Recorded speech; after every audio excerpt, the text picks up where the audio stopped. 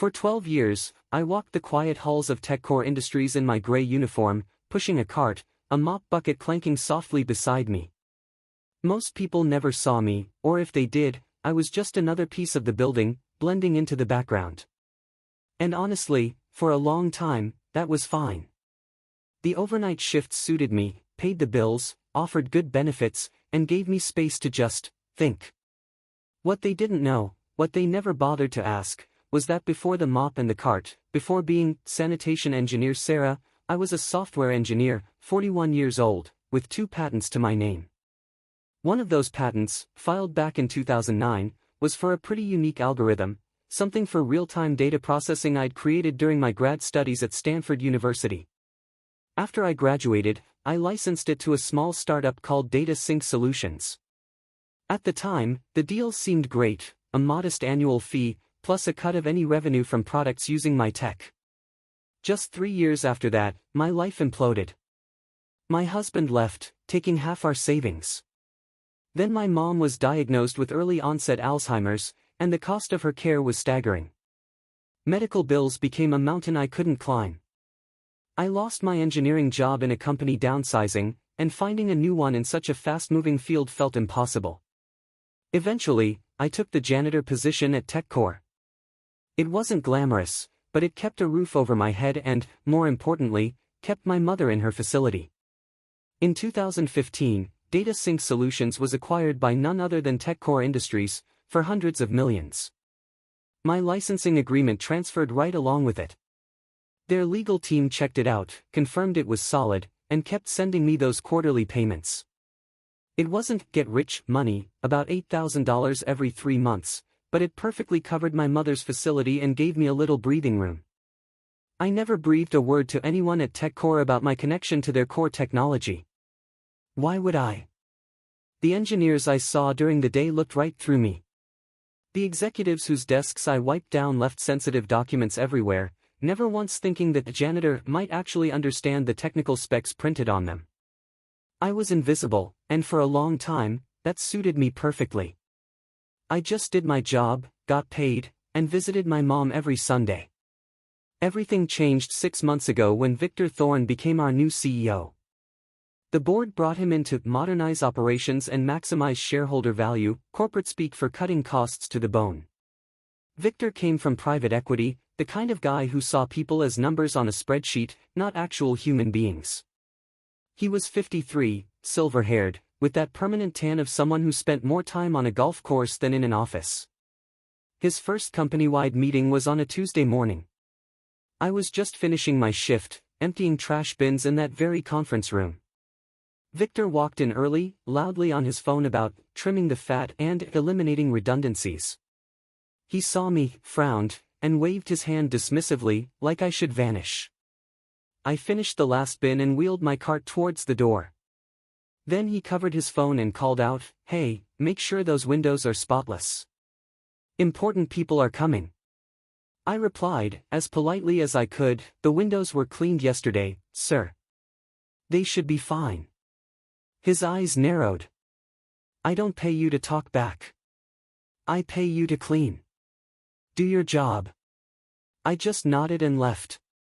That first interaction, it just set the whole tone. Over the next 3 months, Victor implemented sweeping changes. He laid off nearly 20% of the workforce, mostly older, higher-paid employees.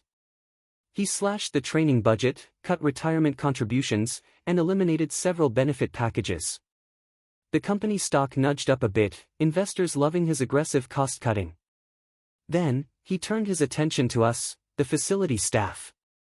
In late September, Victor called a meeting for all sanitation and maintenance workers.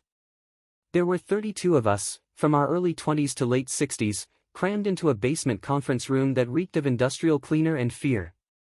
Victor stood at the front, with his new head of operations, a thin woman named Veronica, who actually seemed to relish delivering bad news. He didn't bother with pleasantries.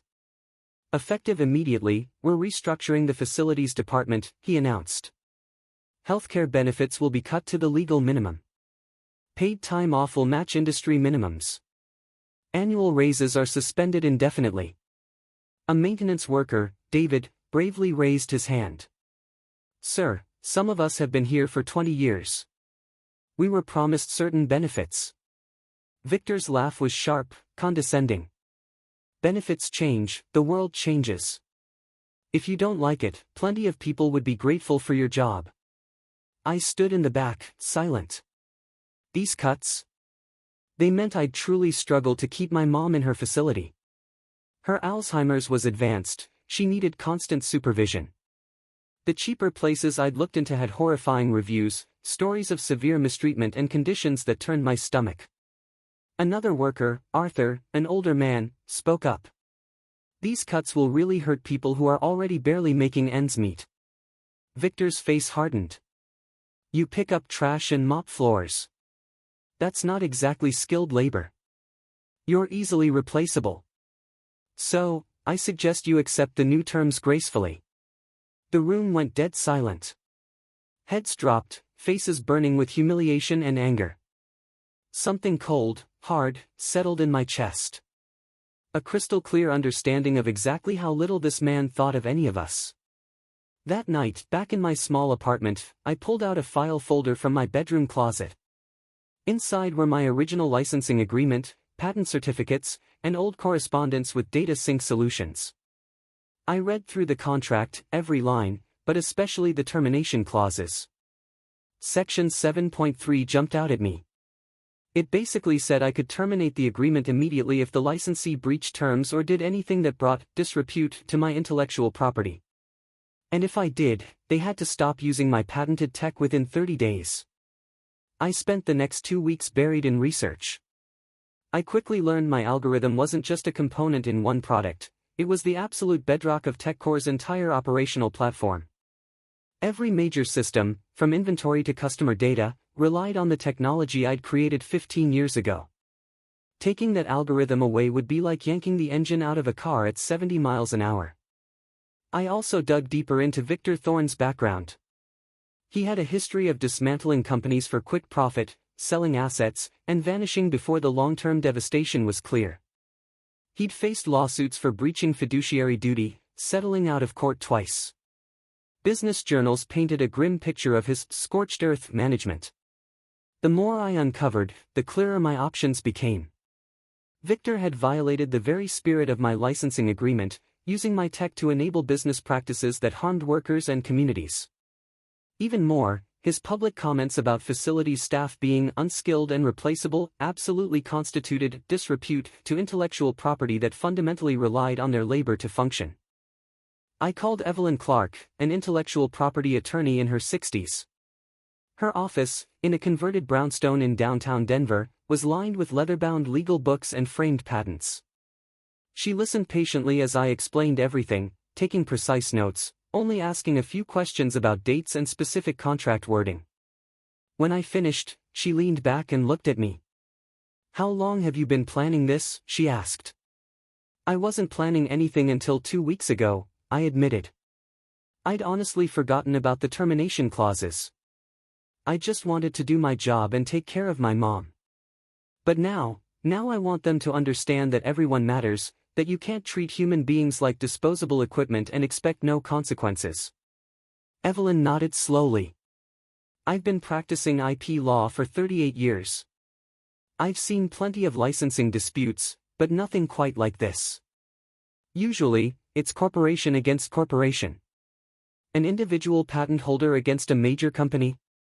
That's David versus Goliath. Does David ever win?" I asked.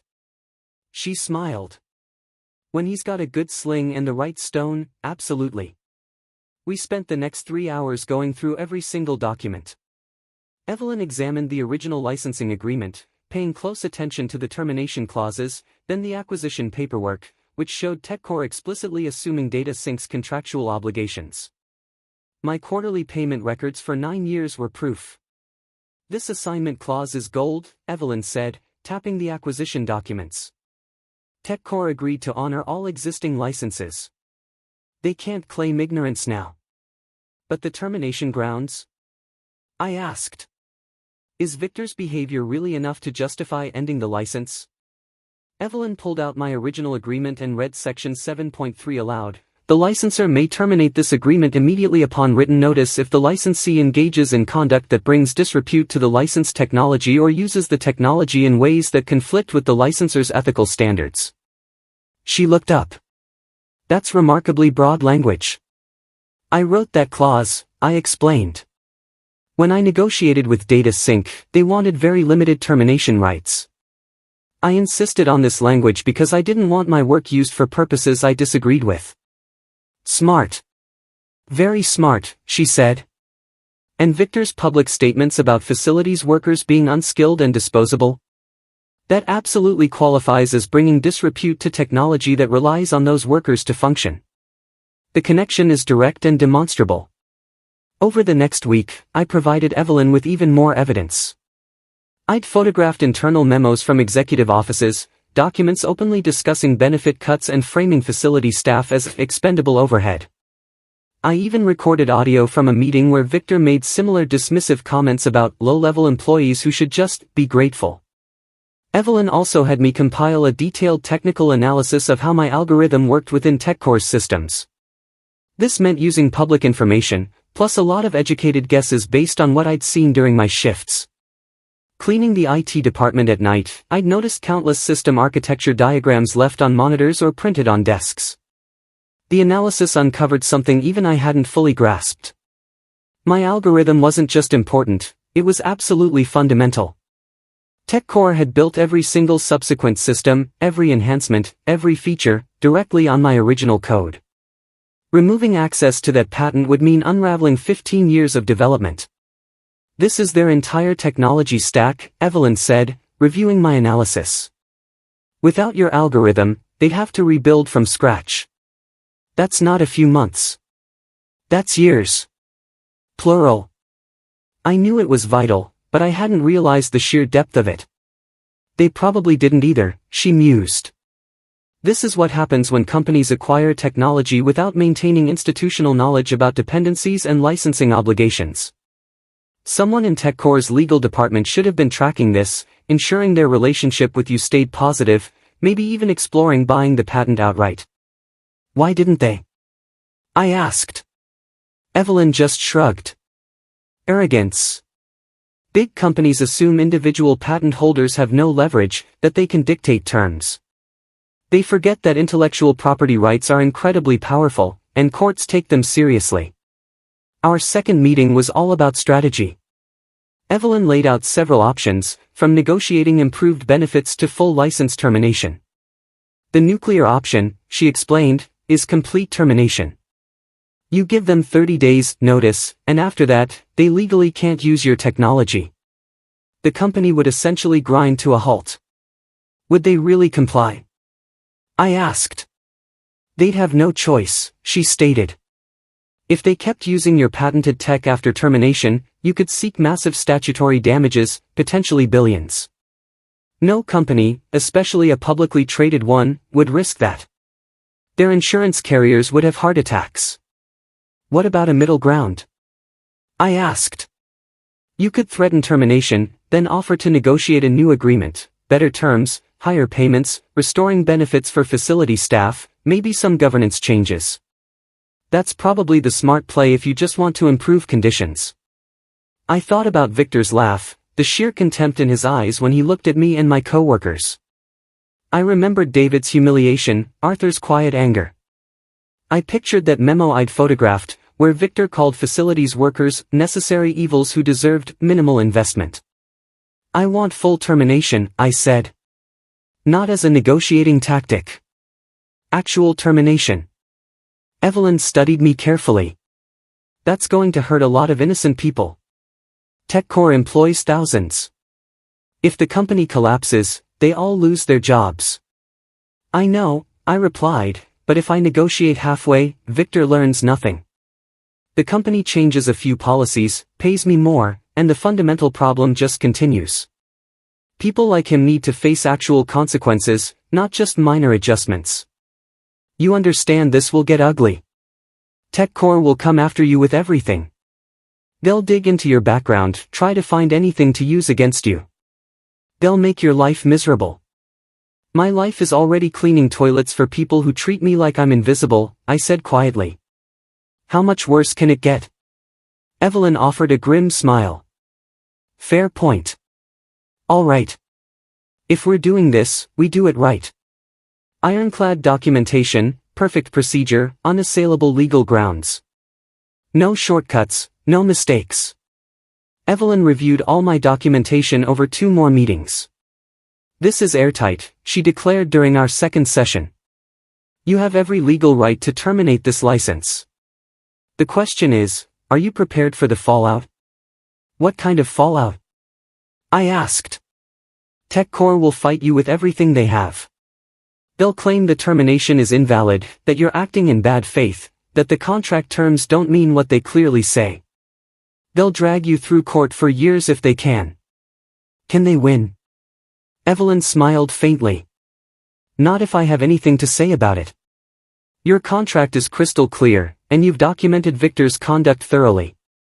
But litigation is expensive and exhausting. Are you sure you want to do this?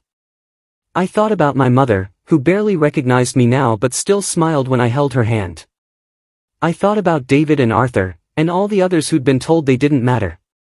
I thought about Victor Thorne's contemptuous laugh. I'm sure, I said.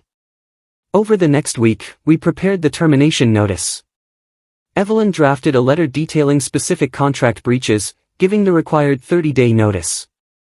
She included every piece of documentation, Victor's public statements, those internal memos I'd photographed, and clear evidence that TechCore's use of my technology directly supported practices that brought disrepute to my intellectual property.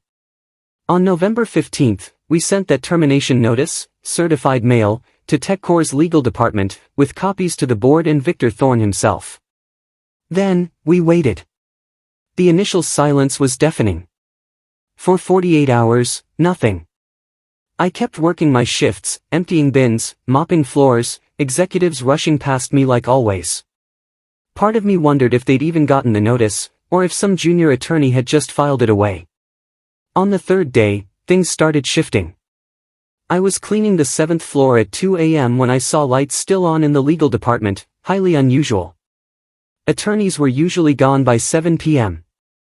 Through the glass walls, I saw at least 6 people huddled around a conference table, buried in papers.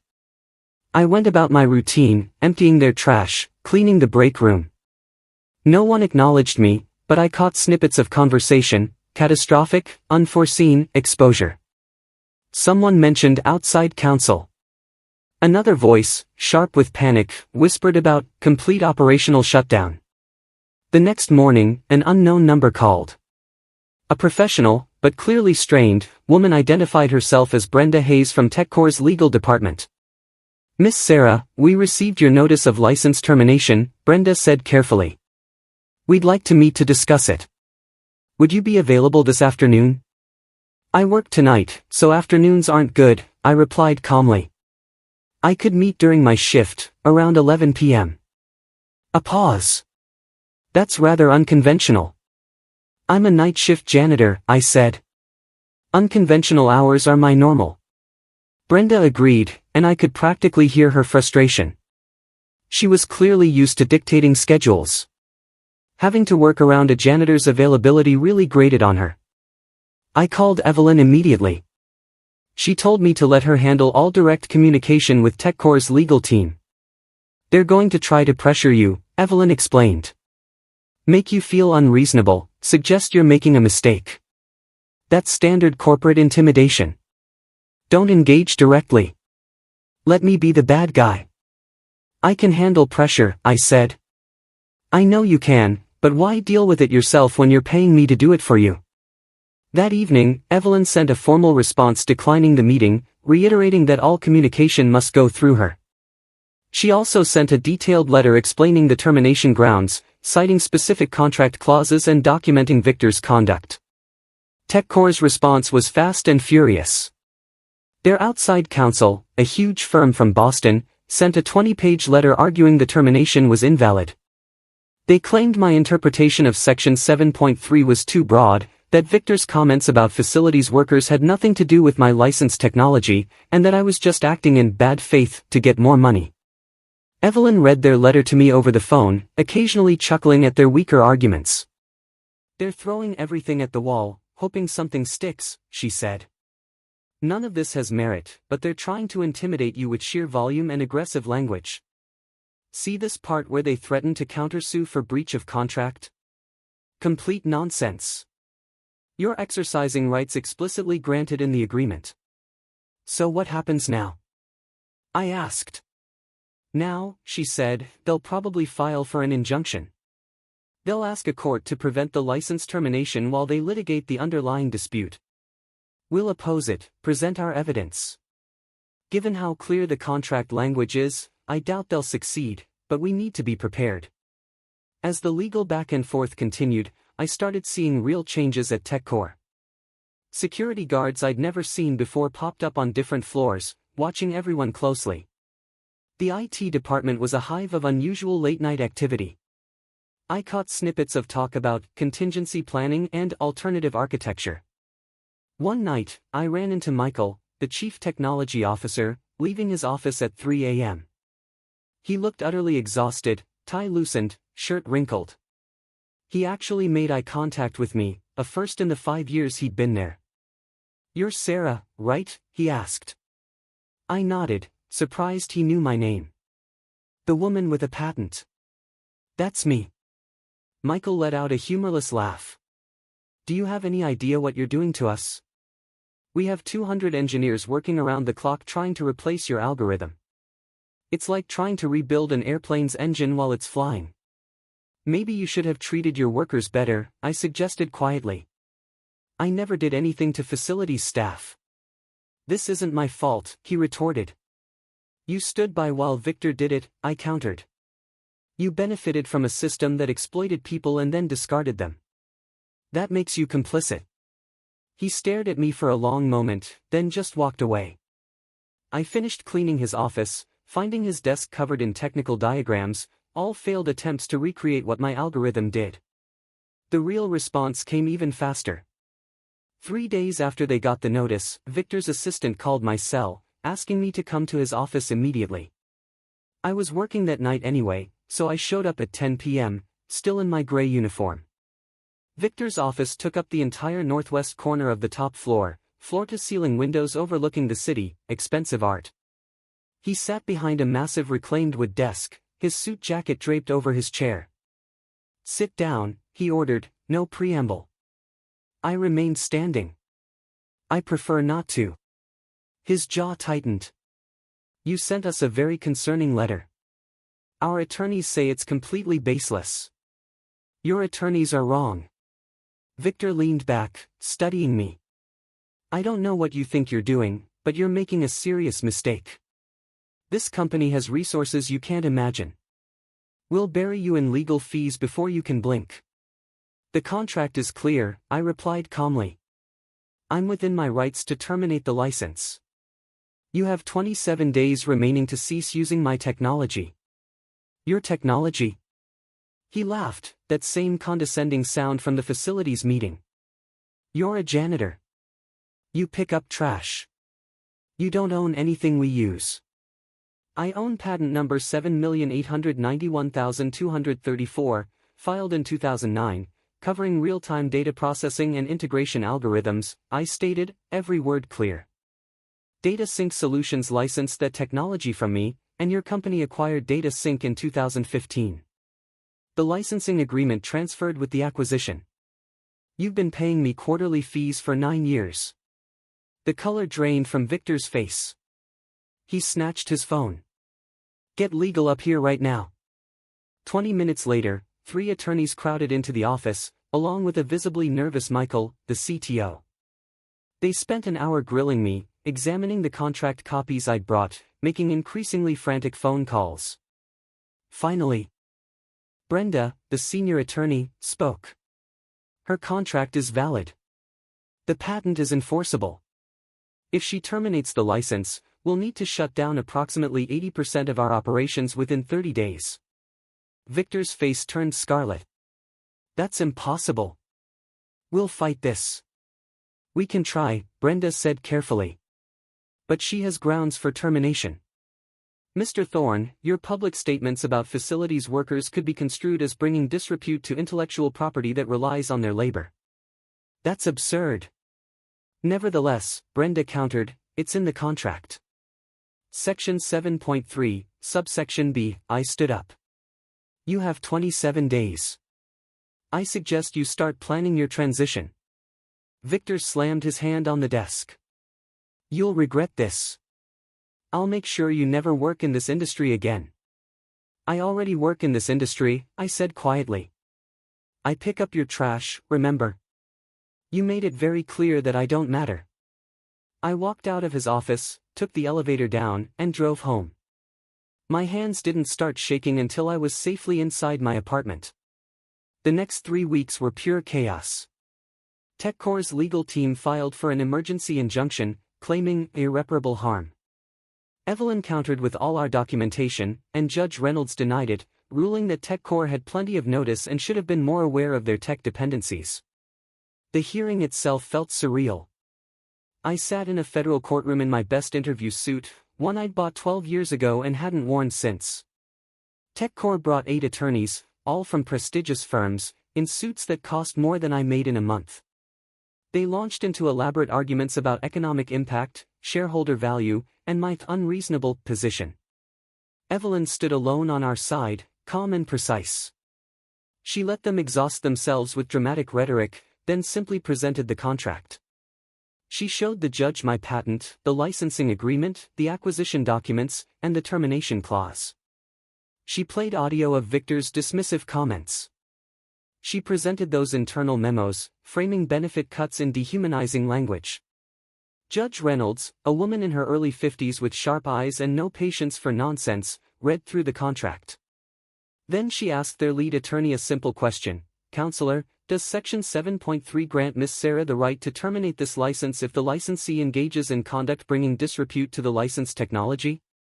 The attorney tried to argue about interpretation, but Judge Reynolds cut him off. It's a yes or no question. Does the contract grant her this right? Technically, yes, Your Honor, but, and has your client engaged in conduct that a reasonable person might consider brings disrepute to technology relied upon by the very workers he publicly dismissed as unskilled and disposable? The attorney hesitated. We dispute that characterization. I didn't ask if you dispute it. I asked if a reasonable person might reach that conclusion. Possibly. But then, Miss Sarah is exercising a contractual right she explicitly negotiated for, and that your client agreed to when they acquired data sync solutions. The injunction was denied. TechCore's attorneys immediately requested an emergency appeal. Judge Reynolds allowed it, but seemed thoroughly unimpressed. As we left the courthouse, Evelyn squeezed my shoulder. That went as well as we could have hoped. Reynolds is sharp. She saw right through their theatrics. What about the appeal? I asked. They'll lose. The contract is too clear. But it buys them a few more days to panic, and hopefully realize they need to settle instead of fight. News of the whole situation leaked to the business press.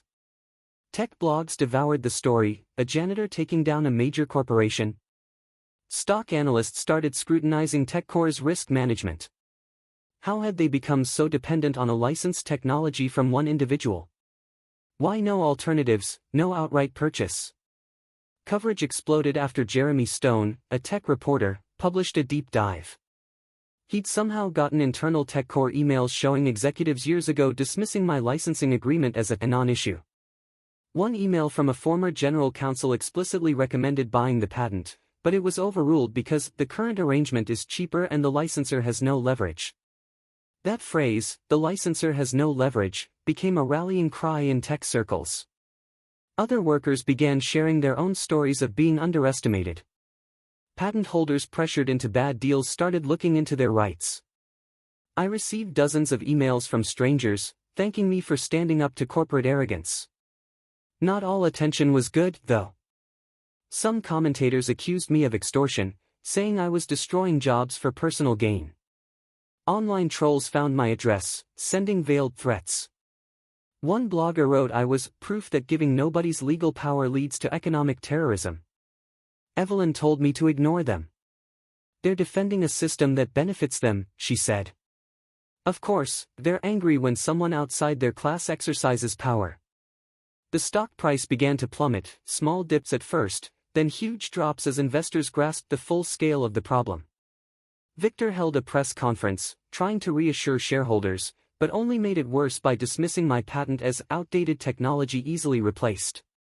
Evelyn immediately filed a defamation claim. Within 48 hours, Victor issued a retraction and a public apology. Behind the scenes, TechCore engineers were frantically trying to develop workarounds. They quickly discovered what I already knew: my algorithm was too elegant, too efficient to be easily replicated. Any alternative meant rebuilding huge parts of their infrastructure from scratch, a process that would take months, if not years. On day 28 of the 30-day notice period, Brenda called Evelyn, requesting an emergency meeting. We met at Evelyn's office at 8 a.m. on a Saturday. Brenda looked like she hadn't slept in days. Dark circles under her eyes, her usually perfect suit wrinkled. She sat across from us, tension radiating from her. "Let me be direct," Brenda began.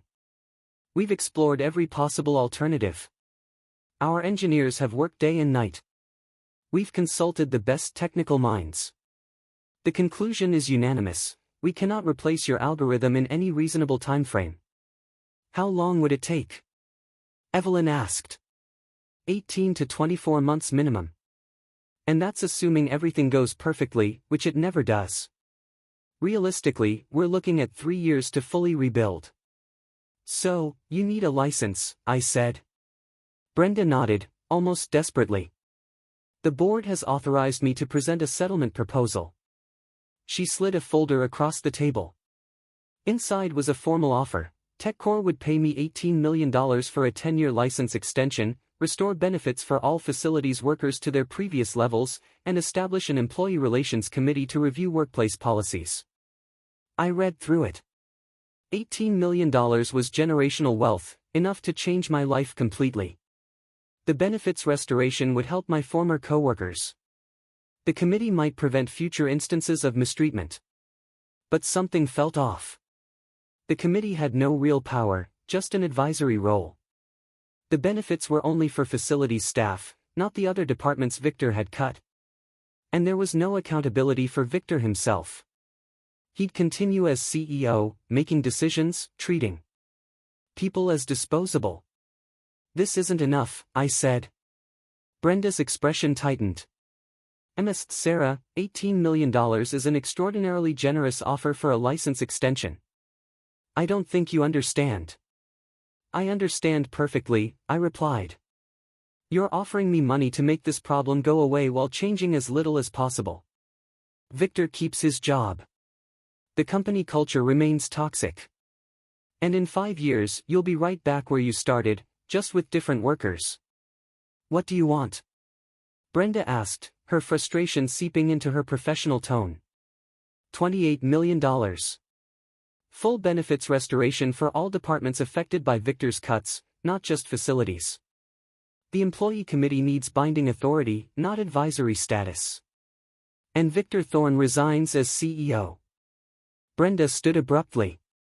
"That's impossible. The board would never agree to force out a sitting CEO as part of a licensing settlement." "Then I guess we don't have a deal," I said calmly. "You're destroying thousands of jobs out of spite." Evelyn intervened smoothly.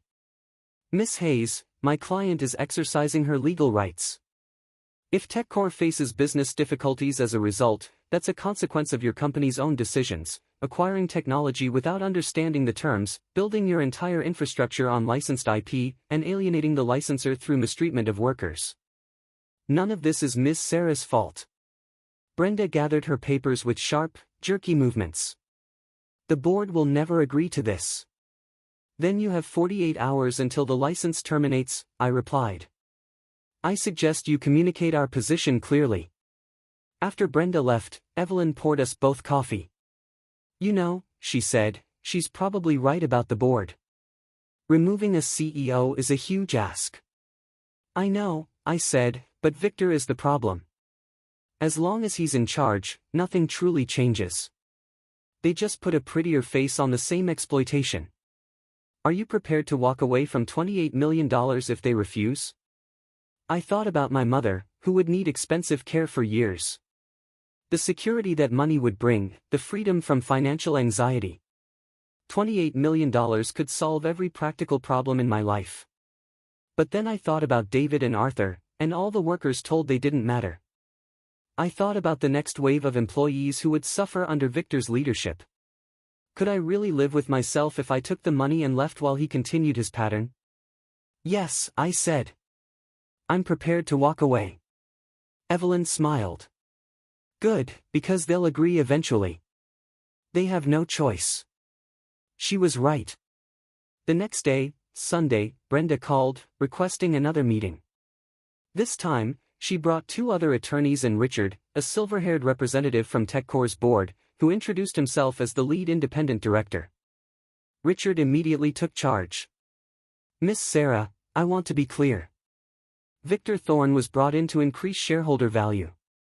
He accomplished that goal.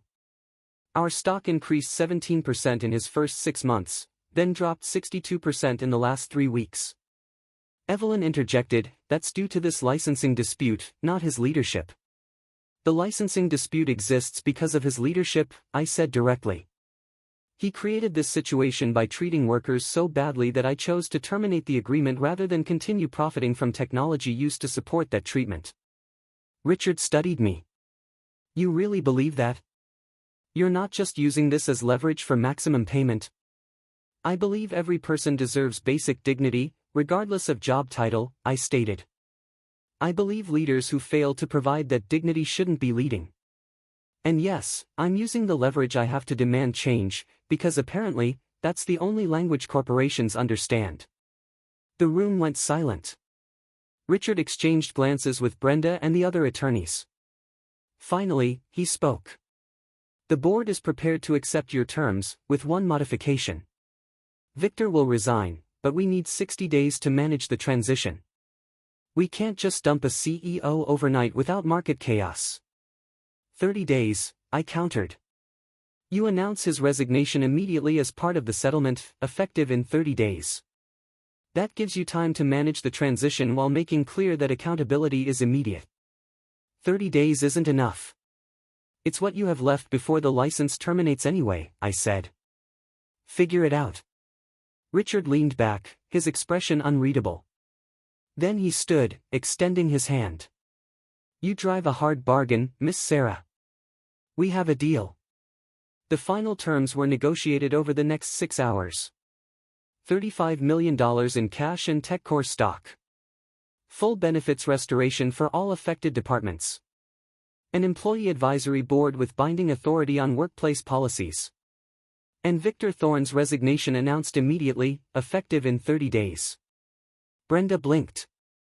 Miss Sarah, I don't think you understand the generosity of our offer.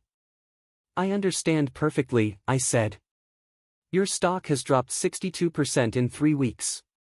The board is facing shareholder lawsuits. Several major clients are considering alternatives. Mr. Thorne's leadership has been catastrophic for your company's reputation and stability. $35 million and his resignation, or the license terminates in 48 hours. They caucused outside for 20 minutes. When they returned, Brenda's expression was grim. We'll need board approval for a change in leadership. You have 48 hours, I repeated. The board met in an emergency session that Sunday night. By Monday morning, news outlets reported Victor Thorne was stepping down to pursue other opportunities. The interim CEO, Rebecca, who had been the chief operating officer, immediately announced a comprehensive review of company culture and employee relations. The final settlement agreement was signed on day 30. I received $35 million in a combination of cash and TechCore stock. All facilities workers had their original benefits restored, with an additional enhancement package. The company established an employee advisory board with real decision-making authority on workplace policies. I worked my last shift as a janitor on a cold Wednesday in December. A few of my former co-workers put together a small celebration in the break room, homemade food and a cake that read, "You mattered all along." David shook my hand firmly. You didn't just fight for yourself. You fought for all of us. We should have been valued from the beginning, I replied. I just made sure that happened. The money changed my life in truly practical ways. I moved my mother to the finest memory care facility in the region, where she lives in a sunlit room overlooking beautiful gardens. The staff there treats her with genuine kindness and respect. She still doesn't recognize me most days, but she seems peaceful and content. I bought a modest house in a quiet neighborhood and donated substantial amounts to scholarships for older workers trying to transition into new careers. I funded a legal clinic that helps employees fight workplace discrimination and benefits violations. The rest is invested conservatively, generating more income than I'll ever need. TechCore survived the crisis, though it took 2 years for the stock price to fully recover. Rebecca proved to be a capable CEO, focusing on sustainable growth over short-term profits. The company renegotiated a 20-year licensing agreement with me at fair market rates, and I consult occasionally on tech development projects. Victor Thorne resurfaced at another company 18 months later, but his reputation never recovered. Business journals still refer to the TechCore incident when discussing the perils of dismissive leadership and poor corporate culture. He's become a cautionary tale in MBA programs about treating all employees with respect. I never went back to software engineering full-time. My years as a janitor taught me something invaluable about visibility and worth. The most important work isn't always the most recognized, and the people society overlooks often hold knowledge and power nobody suspects. Sometimes I drive past TechCore's headquarters and remember those overnight shifts, cleaning offices while executives slept peacefully. I remember being invisible, dismissed, told I didn't matter because my work involved mops instead of code. Yet the algorithm I developed still runs through every system in that building, processing millions of transactions daily. It was created by someone they utterly underestimated, and it nearly destroyed them when they forgot that every person, regardless of their job title, deserves basic dignity and respect. Victor Thorne learned that lesson the expensive way. I hope he remembers it, though I suspect people like him rarely change fundamentally. They just move on to new positions, new companies, new opportunities to prove how little they've learned. But I remember everything. I remember the contemptuous laugh, the dismissive gestures, the casual cruelty of being told you're easily replaceable. I remember standing in that basement conference room, watching my coworkers absorb the message that their years of service and hard work meant nothing. Most of all, I remember the moment Victor Thorne's face changed when he realized the janitor he'd mocked owned the technology his entire empire was built on. That memory, it still brings me satisfaction on difficult days. Evelyn retired last year, and we still keep in touch. She sends cards on holidays, often with notes about other cases where seemingly powerless people found leverage against institutional mistreatment. You started something, she wrote recently. More workers are fighting back, standing up, demanding better. You showed them it's possible. Maybe that's true. I hope it is. Everyone deserves to be treated with basic human decency, regardless of whether they're cleaning offices or running corporations. The person emptying your trash might be invisible to you, but they're never powerless. They might just own the patent to everything you've built, and they might decide one day that you've breached the contract in ways that can't be forgiven or forgotten. Victor discovered that truth too late. His company barely survived, losing 80% of its value in a single month.